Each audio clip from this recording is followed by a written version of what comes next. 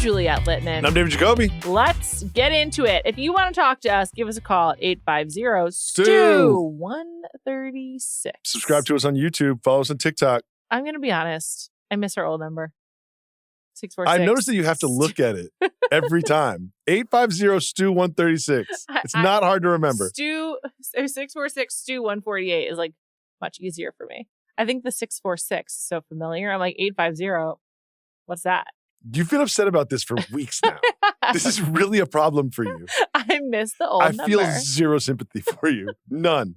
This is not adversity that you can't get over. I had a lot of concern about going out on maternity leave. And I was just like, what will it be like when I get back? Like, am I going to like... And you thought the number would be the same. And yeah, one thing it didn't occur to me to worry about was the food news number changing. This has been really hard for you. I just miss saying 646-STEW-148.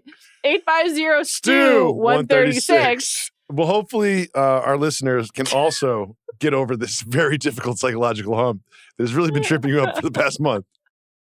850-STEW-136. I also noticed that you don't chime in for the stew with the same gusto that you used to. Are you serious?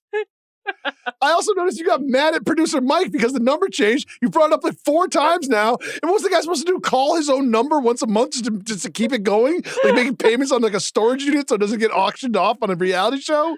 Yeah. Wow. I like hold on to emails that I like only use for one purpose. I'm not mad at producer Mike, but I hold on to emails that I only use for one purpose. What sentence is that? What was it? Blackmail? What purpose? Extortion? What are these purposes? It's the only thing I can think of is blackmail or extortion. Like having like a backup email so that you can always get into another account, like that kind of thing. Oh, yeah, I got you. Yeah, they're like, if you're filling something out to get 10% off at Banana Republic, you just give them your Finsta. Yeah, there's also some hacks around that. Female? I don't think we can call it female. That's funny. All right, 850-STEW. 136. Where were you? Stew! Do it again. 850. Fucking stew! I feel like you're okay. Are you okay? No. We've lost Juliet. We're like 3 minutes into the pod. I know. Be careful. My grief for the old number.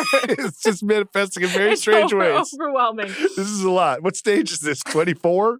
25? I'm finally able to talk about it. So stage 1? How long is this going to be a thing? 850-STEW-136. Call us. All right, first story of the day. This is going to be a great pod, I can tell. Oh, I forgot to mention Halloween edition. Happy Halloween, everybody. Happy Halloween. I hate Halloween, but that's fine. Hate Halloween? Yeah. Why? I think it's like sort of dangerous. Like I think that people being allowed to wear masks on one day of the year, like should not be allowed. I've never felt comfortable in a costume myself. I think the like emphasis on the mass consumption of candy is weird, and also something that also makes me uncomfortable. There's not a lot for me on Halloween, but you never were like 24 and like wore a costume and went to an awesome party where everyone's dressed weird? No, I never had a good time. Oh, I always felt uncomfortable in a costume. Like even when I was Halloween. Like at camp, we did Halloween in July. The second we took our picture, I was like, I'm going to change. I'm done here. I've never liked it. You don't like wearing costumes? No, but I don't know if you know this, but I had a baby. I did know that. And I will be participating in Halloween with my baby. So you're dressing up too? No, I think I'll just wear like a solid color that's complementary to his costume. My kids are constantly like, what are you going to be for Halloween? I'm like, I don't do things for Halloween. I'm taking you around the neighborhood to go trick-or-treating. Thanks to my friend Caitlin. He's going to be a hot dog. She sent me a hand-me-down costume before he was born. And I will wear like yellow for mustard or something like that. Shout out to Caitlin. No one will associate your yellow sweater with mustard. I don't care. So you know. That's fine. It's not about me, and I hate Halloween, so it's all good. And also, he's like 6 months old, but he doesn't know anything about Halloween. He doesn't know anything, okay? He's like, what is this? Does it taste... He does like textiles, so there's that. All right. First story is a follow-up related to Halloween. Hershey's won a big lawsuit. This happened a couple weeks ago, but we wanted to save it for our candy-themed episode. You may recall, a while ago, we talked about how Hershey's was being sued because the packaging, the picture of their pumpkin Hershey's Reese's cup didn't look like what was actually inside. The peanut butter pumpkins, the Reese's White Ghost, as well as a few other holiday-themed chocolates, like its Reese's Peanut Butter Shapes Assortment Snowmen Stocking Bells. It's a lot. We've seen a few of these lawsuits where like the labels don't match the innards. It's very reachy. Well, it was a reach and it's been dismissed. Congrats to Hershey. A big corporate company has prevailed. We're so happy for them. I like that. I am glad they won, though. I like that the judge said there's some they some could great not prove, quotes. quote, a concrete economic injury. There aren't lines on my chocolate pumpkin like it says on the Give front. me my dollars Is back. that a concrete economic injury? No, you still had peanut butter and chocolate to the weight that it said on the front. That's You're going to correct. chew it up and eat it anyway. That's correct. I'm happy for Reese's, and I do fucking love a Reese's. So, I take it in any form. I, too, would not feel any economic injury from this. Congrats, Hershey's. We have a great taste test coming up later involving Reese's. More on and that to Halloween. come. Stand by. Next story. Remember Salt Bae? Do I remember Salt Bae? Of course. I think I still think about Salt Bae sometimes. Like when I'm like putting salt on something. That's like a jump shot motion. It's got to dribble down the forearm. Okay, but you got to get your hand in position. No, but it's this. So you come out with a claw, then you let it go down. I have like wrist problems now. Yeah, I was about to say, do your arms work? My wrist, maybe better with this. My wrist really hurts. That's still not it. Have you ever seen the video of Salt Bae dribbling salt on his forearm onto the steak? Yeah, I'm fucking alive, man. Yeah, I know, but you dribble it on your forearm. It's this motion. You get to gooseneck it. You're doing like a jump shot. It doesn't dribble off the forearm that way. Sorry. You would never, ever make it as a server at Salt Bae's restaurants. Good news. Don't have to worry about it because all but one have closed. No, there's a couple out there. Good news for me, bad news for Salt Bae. Yes. The point of this article from The Independent is that his empire is crumbling. Who could have guessed that a viral gag guy who put salt on his steak in a funny way couldn't make it as a lasting empire? This is like I found this really interesting for a million reasons. Okay. Number one, we all have encountered these viral personalities that did one thing for 10 seconds and echo for eternity as like a famous meme, Sure. right? Somehow, and this must have taken some sort of like business acumen and luck and counsel from people that have business acumen, that he's taken this one way of dribbling salt onto a steak and turn it into this like multi-million-dollar empire, international steakhouse chain. Sure, did it go belly up and lose millions of dollars? Yes. But the idea that it happened in the first place is kind of wild to me. Well, it happened in 2021. And I think coming out of COVID, people were just like, a lot of things had life that wouldn't have otherwise. Because you had how many restaurants were really opening then? Like, when's the last time you had like a fun sort of like Planet Hollywood-esque experience? Because I never went to a Salt Bae restaurant, but that's sort of what it felt like to me based on the pictures, where it's like you're there for the ambiance, you're not there for the food. It's an Instagram restaurant. Yes, exactly. And I think there was just a lot of that in the last 5 years that is now crumbling because like we're moving on from the post-COVID era. But I think that was just a lot of it in the beginning of this decade, and I think history will prove that to be true. There's a lot of like underlying things. We could just like laugh about Salt Bae's restaurant going belly up. Sure. But I thought there was like some underlying societal commentary that I found interesting in this, that it's like, it has moved away from this sort of like luxurious gold wrapped $600 Wagyu inflation, man. People can't afford this. And now it's moved back into this like protein packed, like even on TikTok, it's like, here's how you can cook one chicken and make it last for the entire week with meal prep. It's completely gone away from this like excess Vegas style thing, which one of the things I found really interesting about this, which again, like this is about laughing at the salt guy and his restaurants going up, but there is interesting things underneath this about like British culture. Yeah, absolutely. Like I found that to be one of the most interesting things that I found. This article is from The Independent and it's written by Hannah Twiggs. It's important to recognize that because here's one thing I found interesting where they bring in like British culture. She says, quote, talking about the Brits, "We do love ceremony, but only when it feels earned. We'll happily book weeks ahead for 2 Michelin-starred tandoori masala lamb chops at Gymkhana, or drop 100 pounds for a head of British grass-fed, traditionally reared steak at Hawksmoor. But it feels like those places deserve it. But a man in sunglasses theatrically slicing shipped-in Wagyu for the camera, that doesn't feel British. It feels like Vegas." I think that's a great point. I thought that was really interesting because I don't often consider the sort of like regional culture and how it manifests in like restaurant going? Yes, and she points out that where he still has restaurants is in Miami, Dubai, Istanbul, and Milan, where it's more of like about the theater of eating versus like the work-a-day, like Sunday roast and whatnot. So I really do think a lot of this is like the pendulum swinging. It went so hard towards theater and like everything you do outside of your house is like fun and for the camera and like you're just so happy to be socializing. And now with the economy the way that it is, people are back to like really, eating is to sustain life in a way. And so it's like, it's like a utility versus a luxury. There was one of these restaurants in like the 20s by Broadway. Mm-hmm. And I would drive by it on cab rides from time to time. And every time I looked at it, I said to myself, that's not going to last. This is not going to be a decades-long New York institution. This is a money grab based on a viral video. Yeah. That went viral for no reason. I've never heard this man speak, by the way. Me neither. I was just thinking, I've never really also heard anyone use his actual name. Like I can't say. Turkish. It's hard to say. Yeah, like he's just Salt Bae. Yeah, he's Salt Bae. He's a relic of the post-COVID era to me. However, when he was peaking, I would look at some of his steaks and I would be like, "It's pretty good." Yeah, salt is important. So salt is important. Great, but I don't know if you can build a restaurant around salt. That's true. Okay. Let's move on. Another story. Doritos, because of some new regulations, their ingredients are changing. But what I really want to tell you about is the fact that there will be a new protein-enhanced option with your Doritos. And as someone who frequently talks about getting the protein beverages at Starbucks, are you interested in a protein-packed Dorito? I was. You were? Until I got to the bottom of the article. Sure. Where they had dietitian nutritionist Kendall McIntosh on.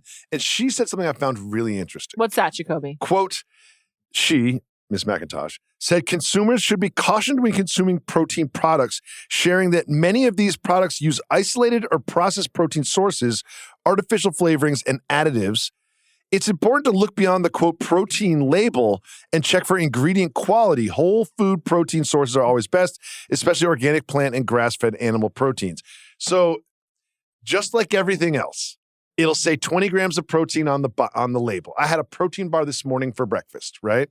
Now I'm thinking, did I get 20 grams? It's like cholesterol. Was that good protein or bad protein? I think I had bad protein this morning. I think that's probably true of your lattes too. I don't know why I'm taking a hard stance on the protein latte. You hate the protein lattes. I do. I just think it's so stupid. It's been like 3 weeks in a row where you hate the protein lattes. You know I drink them and you judge me for it. I just want better for you. Like I want you to better for me. I don't believe you. I do. I do want better for you. I want the best for you. So have some steak or have some chicken. Get protein the real way, not these protein powders. It's like it's a cheat. You don't like a cheat. It doesn't work. I do like cheats. No, you don't. But Miss McIntosh did make me sort of open my eyes to the protein game. Just because you put a number and a G next to it on the front of something doesn't mean that you're getting a good 20 grams of protein. Right. Just not kind of ruined great. Everything for me. I'm sorry. It's something you need to think about. So it does make me feel like the protein that is in Doritos is going to be the wrong type of protein. Yeah, I don't think that Doritos is like ever adding nutrition. So, Yes, exactly. Maybe think about. And it's also the phenomenon which we discussed before where like now everything, like one time I had Twizzlers, right? And I looked at the packaging and said 0 grams of fat. Yeah, it's like, and okay. I was like, you've never had fat in Twizzlers. 50 grams of sugar. Yeah, it's just like, it doesn't mean you're healthy now. Like Snickers now says like 15 grams of protein. It's like, you've always had 15 grams of protein, but it's not good for you. It's true. It's true. Doritos, though, interesting. All right, moving on. We got a heist. Some whiskey has gone missing, and this is a region of the country where we have not discussed many heists. This happened in Seattle. I'm really sorry for them, but here's this article by Tan Vin from Seattle Times. A large shipment of critically acclaimed whiskey from Seattle's Westland Delivery is believed to have been stolen from the distillery's Burlington warehouse in July, and officials from the distillery confirmed. The Skagit County Sheriff's Office declined to comment on an open, active case.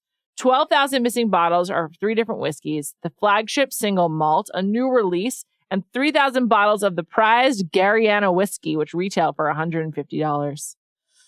They got to call the Philadelphia police to help them crack this case. Oh, I know. They got to figure this out. Now, this is found interesting. On July 31st, sometime before 1 p.m., right? It's like 12:30. A man in a freight truck pulled up to the Westland Distillery warehouse in Burlington, where its whiskeys are bottled and stored. The alleged thief showed warehouse workers the appropriate document required to pick up the whiskey, according to the Westland attorney. The 12,000 bottles were then loaded onto the freight truck bound for a warehouse in New Jersey that never arrived. Westland management suspects the truck driver obtained clearance to pick up the whiskey by providing fraudulent documents to a broker that Westland contracted to manage the delivery. They got to call Guy Fieri, too. They could talk about they're being defrauded by their logistics companies. It also just seems wildly easy just to pull up to a place of business, show them a printed out Word document, and say, now may I please have $1 million worth of product? And some guy named Gary looks at the document and says, yeah, this checks out. Here you go. It just seems like there should be more checks and balances in the shipping industry. How are we not doing better? Like, seriously, we should have to scan something. This happens so frequently that we've been talking about it every week for years. People just show up with a piece of paper and they hand it to the guy at the distillery. And the guy at the distillery is like, oh, yeah, that looks good. Checks out. Here's $1 million worth of my product. Logistics companies must be tied to so many crimes, or involved in them, because it's clearly to call it infiltration would be giving it too much credit. You can just show up, as you've noted. You don't have to learn much about the route. You don't need much information. All you need to know is that this is due to be shipped from one place to another and show up when this product is in hand. It's really alarming. I thought that shipping would be in a better place, but it's just not. It's not. It makes me feel like I should have started a career as a shipping thief. Oh, as a thief? Yes, as a thief. Is that a career? Or a shipping cop. They do need shipping cops. What if you were the only good shipping company and you had a record of no thefts ever on my watch? Maybe you could be really rich that way. I like it. I don't know. It might cost you more than the other ones, but we're going to deliver. Yeah, exactly. Literally. One thing I found interesting about this was this Garyana single malt. Mm-hmm. Listen to this. The whiskey was divvied up and aged in separate casks of rum, sherry, bourbon, and Gary oak, and then blended together. The stolen bottles, including the aging, took 10 years to complete. Sounds delicious. I'm really sad for these people. They put 10 years of work into 10 this. years into this very special whiskey, and some guy showed up with a fake document. I feel so bad for the 23-year-old kid who was just yeah, it looks good. Go ahead. How did this one get targeted? How do people know about this? I guess it's a lot of local. I have two words for you. Chat GPT. That's one word. Inside job. Oh, inside job. Inside job. I was going to say it's hyper local crime where you need to know specifically about the distillery. Inside job. Ugh, I'm just sad for everyone. But I'm also I'm not sad for Guy Fieri, let's be honest. I'm fine with Guy Fieri getting ripped off. How do we fix Sammy this Hagar. problem in America? This shipping problem. Someone needs to get involved. We need a shipping czar. And our next administration should be a role. The shipping czar, logistics and transportation. Sounds good. Okay. Moving on. On the topic of alcohol, whiskey was accidentally flushed into a river. I mean, this is not a great headline. What is? Into the River Clyde. Okay. This is also from Northern Ireland, 2 weeks in a row. Mm-hmm. The accident saw more than 5,000 bottles worth of Dewars and Sons 12-year-old reserve going into the River Clyde. This has really come to light because people are worried about the river, not about the whiskey being stolen. So that's the difference between us and over there in Northern Ireland. It's understood that the Scotch whiskey distiller has now launched an investigation into the incident at Glasgow's London Road, where Dewars is blended, aged, and bottled. A source said the machinery is so high-tech, it's mind-boggling how this has been able to happen. This is the opposite of the problems we have here in America. Glasgow in Scotland, not Northern Ireland. Sorry. I was about to say. I was correcting you last time. Yeah. Scotch, very much a Scotland thing. Right. I've been to Glasgow, as a matter of fact. Scotch, right. Yeah. So. Part of the UK, though. Also, there's a lot of production in Glasgow. One of the things I found really interesting is that they said that this was caused by a machinery glitch at Dewars & Sons HQ in Glasgow. They were trying to move the whiskey from one part of the distillery to another. Mm-hmm. What machinery glitch says, let's divert this to the sewer? How does this happen? 2 words. Inside job. Inside job. But who's like, you know what? Let's not steal this whiskey. Let's just pour it in the river. A disgruntled employee who's like, fuck this. How disgruntled can you possibly be? Why not just quit before just wasting all the product? Or do the right thing. Steal the product. Also, putting it in the river, that's really fucking up a lot of other people and other things. Treasure your natural bodies of water. somewhere there's a hammered school of fish that was just doing its regular thing in the Clyde and just got whiskey poured all over it. Yeah. I just like, obviously someone did this on purpose. There's no way around it. Really? It does say they go in this article. They mention many times how sort of precise the machinery is in order to make the whiskey perfect. And the idea that it's just like, oh, by the way, instead of going from warehouse A to warehouse B, this is now going from warehouse E to the river. Also, I have to assume someone had to like introduce like a new code or like new like path for this whiskey to end up there. Because like they don't have their machinery rigged to be like, yes, and now you dump it in the river. No, there might be some sort of excess water or whatnot goes to the river. So I don't think they had to like build it into the system. I just think, you really think this is like a disqualified inside job? Really? I do. You don't think this was a mistake? Maybe it was a mistake. What's the motive for pouring this much whiskey into a river? I think to call it a glitch, though, is like, it's definitely human error. Oh, that's any time that my machines don't work. It's a glitch. I get mad at the machines. Yeah. It's only been the last like 10 years I've said, this is probably a me problem. The machine is probably working 100%. This is me who can't work the machine. Yeah, I mean, I just think that someone fucked up here. Wow. That's true. I don't think they intentionally did it. Yeah. All right, we're on a roll here with crime. Back to America. I love crime. We do. You know, usually you kick off these crime stories. Would you like to tell us about the missing gummy bears? First of all, as a gummy bear enthusiast, there's really only one brand of gummy bear. Yeah, Haribo. It's like Kleenex. Yeah.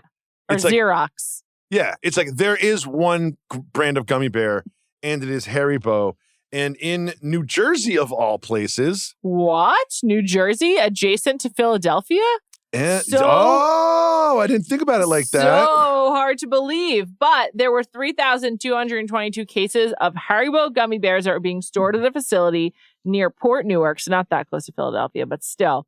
And now it's nowhere to be seen. People are looking for this $50,000 worth of gummy bears. Where are they?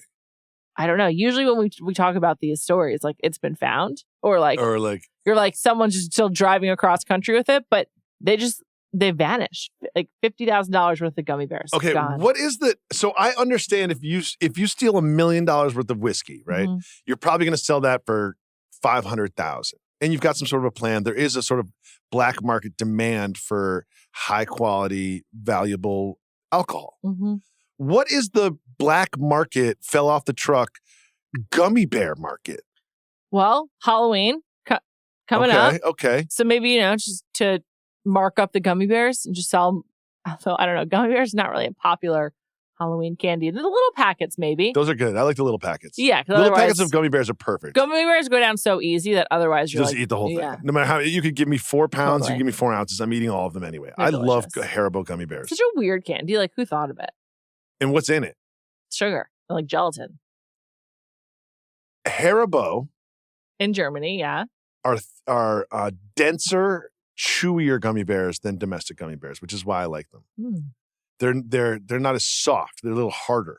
Interesting. Okay. Yeah. Maybe we should do a gummy bear taste test to see if you can tell the difference between international versus domestic. I guarantee I can. It's not even going to be close. All right, we'll do it next week. That's a great one. Love it. Sign me up. And there's a candy store in the mall of this building, so we're good to go. I'll be watching this space. I look forward to hearing about what happened to this $50,000 worth of gummy bears. I want to find out too. Crazy. I think they meant to steal something else. Like, now we have gummy bears. it's like, we got to pivot. What? That truck was supposed to be full of cash. Like, well, we could turn the gummy bears into cash. Fuck that. All right, one more story before our taste test. Smucker's is suing Trader Joe's. Trader Joe's has knocked off the Uncrustables. Is that what they're called? Uncrustables, yeah. And they now make their Trader Joe's crustless peanut butter and strawberry jam sandwiches. They look very similar. They sound great. And here's what it says in the court documents that were filed. Smucker's said that peanut butter and jelly sandwiches sold by Trader Joe's mimic the shape, packaging, and colors on the boxes of Uncrustables, which are popular frozen sandwiches. We know that. The company also said that the allegedly similar packaging and shape has caused consumers to be deceived into thinking Trader Joe's sandwiches are actually Uncrustables. Smucker's adds that, using the same round pie-like shape and undulated crimping of Uncrustables, as well as boxes with graphics of the sandwiches, with a bite taken out of them, which the company says infringes on its trademarks. I think they've got a pretty good case here. You think so? Yeah. If they've trademarked the image of the bite taken out of the Uncrustable, then yeah. How could you trademark that? No one else is allowed to take a bite of a sandwich and put it on a package? I don't know. It's become like their logo. It is very specific. The white bread that like is crimped around the sides. But also like this is what Trader Joe's does. So like they probably this is kind of their thing. They probably looked into the legality before they did it. So this morning, couple personal stories. Okay. My son came out with this thing from Trader Joe's. He opens it up, and it was peanut butter oats. It was mush. It was just mush. Yeah, I've had it from Trader Joe's. It's quite good. Great. It's very good. The peanut butter one, I was like, this is dessert. This is not going to be good for me. This tastes way too good. This cannot be breakfast. But it was fantastic. I'm looking for another one. They only got one. But if you come out with a product like this, where's the line drawn? I'm not a lawyer, but it feels like someone else should be able to make sandwiches without crust. Someone else should be able to take a bite out of it and put it in the package. I think it has to be based on, but like it has to have its own like creative to it. They just sort of stole the like all the branding. If you look at the two boxes next to each other, you would never mistake one for the other. No, you wouldn't. But you would not. I do. But if they have the trademark, then they have the trademark. So maybe in the court of law, this might have some legs. But in the court of like, do I mistake this product for that product? No chance. Agreed. Also at Trader Joe's, you mostly know, I think you were there, they don't have like name brands. They have their own brands. Yeah. It's so if you walk into a Trader Joe's, you know what you're getting. I wish I had Trader Joe's in my neighborhood. I love Trader Joe's so much. I miss it. Another quick personal thing related. Okay. I have a lot of children, one of which is very organized, and aesthetic is the big word for her. And she was making her lunch, and she made a peanut butter and jelly sandwich. And then she makes it herself. She took out this tool. Cookie cutter? I was like, what's that? There is essentially a sandwich cutter, like a cookie cutter, that turns your sandwich into an Uncrustable. Right, I've seen that. So she pushes this circle down, and it creates the crimping. The sealing, yeah. And it creates the seal, and it creates an Uncrustable from your sandwich. Cool. And I was like, why would I ever buy an Uncrustable again? Sounds awesome. Do you eat Uncrustables thawed or frozen? I've only ever had them on this podcast when we did the taste test. So really? Neither. Yeah. Oh, they're fantastic. Yeah, they seem great. I love peanut butter and jelly. Do you remember the article came out with peanut butter and jelly ran the NBA? Mm-hmm. And then the NFL did it. There was one for the NFL too. It really ran. It's very popular with athletes. That article lives rent-free in my head. Yeah, it's great.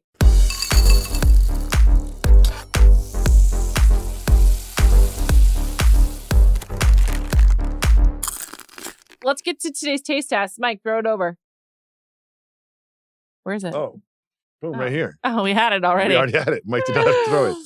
I've been wanting to try this. Mike just did the same motion that you did for Salt Bay. He fake threw something to us. It was the exact same motion that you did for Salt Bay. This was a little more projectile. Yours just like that. You did not. Mine's It is. We have it on tape. Reese's and Oreos. Reese's and Oreos. What a combination. How could this be bad? I'm hungry. I do not like tired. It's got a white chocolate top. I do not like that. Okay, well, we'll see. Let's 4 milk chocolate and white cream peanut butter cups with Oreo cookie crumbs. I mean, come on. Oreo must make so much money off of licensing. They're like giving their name out all the time. Oreo crumbs are fantastic. I'm just going right in. I can't wait for you. I just need to eat this. Wow, Julia, that's aggressive. That's unnecessary. You could have not said that. It's going to be great. It's delicious. Yeah. The white chocolate I don't love. Okay, first of all, Oreo is being way overpowered here. If you would have told me that there's no Oreos in here, I wouldn't even notice. My first bite had a lot of Oreo, but it is a very small amount. Oreo is not a presence in this candy. This is a Reese's Pieces cup. And the white chocolate is a negative. Yeah. Are there people on the planet? You can call either 646-2148 or no, you can't. 850-136 and let us know. Are there people that prefer white chocolate? I like. My mom likes it too. Does anyone prefer it to dark chocolate or milk chocolate? I'm almost done with this. I liked it because I like sugar. And I don't like this so much. I like the waxiness of a Reese's cup.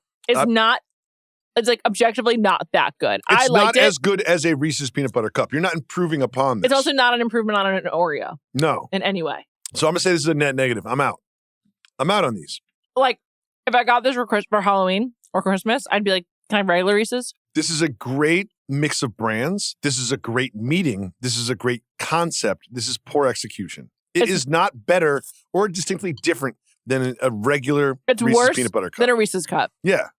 But it's not even distinctly different. I don't mind if it's worse, but at least give me a different product that allows for a different experience. You know the cookies and cream Hershey's bars? I wish they had done that more around it. Oh, yeah. Instead of the white chocolate on top. Yeah. That wasn't good. That's really shocking. I thought I was going to love it. It's not that good. I would have another, but it wasn't that good. Oh, that goes without saying. I would have 14, but it wasn't that good. It's just not worth it. All right, personal food news time. Okay, great. I have a coffee update. As you know, I like to keep you and everyone updated. Mine's an update too. Oh, okay, great. Wait. Coffee update. All right. I'm ready. What did you have? What was the mental work? The mental work that I just did. I pulled up my Juliet Manila folder. There's a subfolder in that is coffee. Click. And usually that coffee in that is a lot of La Colombe. And there's this switching between iced, which you like iced, and then you switch to hot. And I was catching myself as to where you are in your coffee journey, so then I can understand where the update is coming from. That's what I did. This is a great table setter for my update. Mm.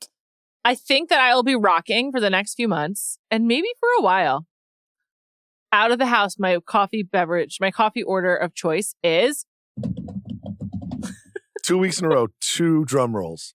I mean, first of all, last time you did a drum roll, I was like, that was terrible. No, it was. Don't hand Juliet the bongos at Burning Man. And then you just did it again. You went back. Did you forget last week? I can't believe I did it again. How awful. I'm so did you sorry. Hear it? Yeah, it's terrible. Do it again. You look like you're in the dark and you're looking for a fork. That's what it looks like. It looks like you're like so someone like that appalled. we're in a power outage. There's no windows, and you're trying to find your phone that was on the table in front of you. That's what your drum roll is. I'm appalled by myself. I'm very sorry. Apology not accepted. I find it hilarious. These are things that make you you. Iced Americano all the way. I have one right now. What the fuck? It's winter time. I don't know. It's 40 degrees outside. It's really hitting the spot Iced for me. Americano? Here's the thing about it. I'm finding I need This is my shocked face. I'm listening. I need a lot of caffeine. Yes. And if I don't like the coffee, I can't drink it. Like, I can't power through bad coffee. It might not even be bad. It's just not to my liking. And iced Americano is the perfect hedge. It has the right amount of caffeine, and it always gets watered down by nature. It's an iced Americano. What it is, Yes, exactly. So, like, I'm always gonna like it. And so, like, the type of coffee, like the type of blend is kind of irrelevant. It sort of always just tastes like an iced Americano. And so I know that I'm going to be getting the caffeine delivery mechanism that I crave. And I just prefer an iced beverage. It's just who I am. I don't like a hot drink. My tongue, it's just too difficult. It's espresso, hot water, and do you add milk? Yes, I put in regular milk. Regular milk. Do you add no sugar? No sugar. I think we once talked about on Food News how whenever I would say whole milk, I'd have to clarify oat milk and not oat milk, whole. So I've just pivoted to regular milk. Yes. It's been working out great. Thanks for getting me there. I don't think I've ever had an Americano in my life. I mean, what's the difference? Like, what is the experience difference between drip coffee and Americano? If you really are like a coffee connoisseur, I feel like you probably don't like an Americano because you're like, why are you watering down my coffee Espresso, or my espresso? And so, but that's kind of the point to me. I'm like, this is so I don't have to worry about like, do I like the beans that are being brewed right now? So, and I still am at home first thing in the morning. I have a La Colombe Keurig coffee. Oh, so that's where milk in that too. Yes, I do regular milk. That's where I'm at. It's great. Wanted you to know. Okay. When it is like, see your breath cold out and you're wearing your Juliet winter jacket. Can't wait. You're going to get an iced Americano? In the office, maybe. We have a barista bar here. Really? Yeah. Oh. That's when I was like, you want coffee last week? Yes, I do remember that. That's why. Your turn. I have still more follow-up questions. Oh, okay. Is that expensive? Yeah, no. It's the same as a regular coffee. It's same as a regular coffee? Same as like an espresso. Okay. All right, let's move on. Your turn. My quick coffee update is that I've reverted back to bodega coffee. Nice. And coffee from stands. Nice. Because I can't spend $10. Awesome, man. I can't do $10 I'm with drink. you. I'm with you. And it's just like, just give me I'll take the coffee that you brewed 3 hours ago. That's fine. If I pay $1.50, $2.50 for it, that is much better for me than a protein latte at Starbucks that cost me like rent. Food News is in its thrift era. And it is. And yeah, I'm with you. That's why I'm like also. We will not be going to Salt Bay's Steakhouse. I just spilled condensation on myself if you're watching this pod. No one's ever used the word condensation like that. It was it's condensed on the outside of it your was a crust. lot, yeah. We're in our thrift era. I'm having free coffee at work. You're having bodega coffee. I think America is with us. I think the world is with us. And we're not going to Salt Bay's restaurant. We're not going to Salt Bay's restaurant. We're so sorry. Yes. All right, let's get into today's... Just skipping my personal food news? Oh, I thought that was it. You said you're having bodega coffee. No, that was just on top of your coffee journey. That was an update on my coffee journey. Your turn. Okay. Timekeeper's trying to move things along. Mine's a follow-up.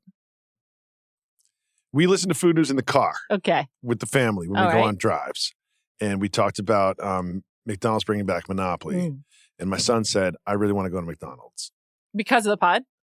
Pretty much. And then we get to McDonald's. We're having an impact on one life. That's awesome. Yes. I hope to think that I impact his life in other ways as well, but who knows? We get to McDonald's, and I had to get the app. I had to sign up for the rewards thing. Cool. And the McDonald's menu is a limited menu. So he is a 2 cheeseburger meal guy. Oh. So I had to explain to him, I'm like, you can get your 2 cheeseburger meal. You won't get but you're not going to get a Monopoly piece. And he's like, that's totally fine. So then I had to order things from the Monopoly menu. It's very confusing. So he just wanted to go to McDonald's. He didn't care about Monopoly. Monopoly was a gateway drug to get him to McDonald's exactly as they wanted. They got me to join the rewards program too. That's the CEO once again. He said, here's how it works. A Salt Bay for him. Yes, that's a Salt Bay for him. So here's how it works is you still get the packages with the peel off, but then you scan the peel off that goes into your app. And then it tells you that I got Oriental and I also got B&O Railroad. And I could win like a Polaris. Do you know what those are? Yeah. Like, I don't know. If you don't live like on a ranch. Yeah. It's like, if you have less than 10 acres, I don't know why you would have one of these things. But okay. And I found that the peeling and finding the prize was interesting. But inside the app, if you get a piece, not only does it say, hey, you got Oriental Avenue, it says you can now play for free. And you play this game where you push a button. It's kind of like a slot machine. Oh, cool. Or like a Wheel of Fortune spinning. And I got nothing every time. But I assume that every once in a while you get free fries or something. All right, so you're having fun. They've gamified the whole thing. They've turned the app into like a Pokemon Go sort of like a thing. Got it. And it is a very successful program, which I will not be participating in because I can't eat McDonald's that much because I don't want to eat McDonald's. Okay. That's a great follow-up. Yeah, food news follow-up. I did it. Great stuff. All right, let's hit today's listener food news. Don't forget, if you want to talk to us, give us a call at 850 Stu 146 136. 136. Yeah, see, I have my computer closed. Yeah, I mean, come on. I have a mental block against this phone number. You hate this phone number. Let's hear it. Hi, Juliet and Jacoby. Not very unique name, so I am going to use it.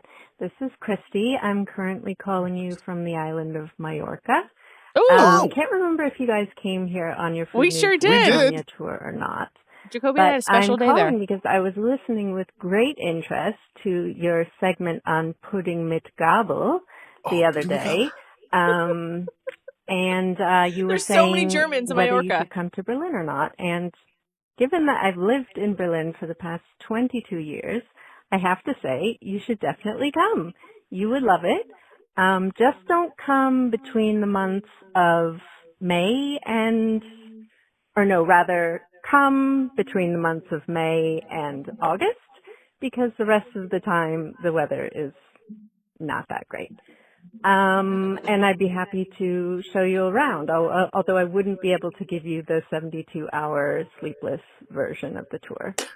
I was calling with a question, which is, I sometimes see people standing in line for food that they saw on Instagram. So I'm just wondering, what's the longest you would stand in line for food, and what food would that be? Okay, love you guys in an incredibly parasocial and just very literal way. Thanks, bye. God, I love you. I love Christy. Christy? Also, we actually have never talked about this, but Mallorca is like so popular with people who live in Germany. Really? Yes, it's like one, and cyclists in particular. So it's like, this all tracks. Christy, awesome call. Thank you. A lot of cyclists on our trip to Spain. That's like a big thing in Mallorca, especially with German cyclists. Yeah. I last December went to Courage Bagels in Los Angeles and waited in line because I was like, I just got to find out what this is all about. And that was like 20 minutes. And didn't you get a croissant that took a long time when we were in Bris Vegas? Yeah. I went. Oh, no, that was Melbourne. It was in Melbourne. I went in a way that I didn't have to wait online. But yeah, people would do wait online for that. Yeah. When I'm like in my local home, like in New York, I won't wait online. I'm like, there's other things that are good. But if I'm on vacation, I'm like, this is like my only chance to have this Were thing. you about to say touring? Then I'll do it. Yeah.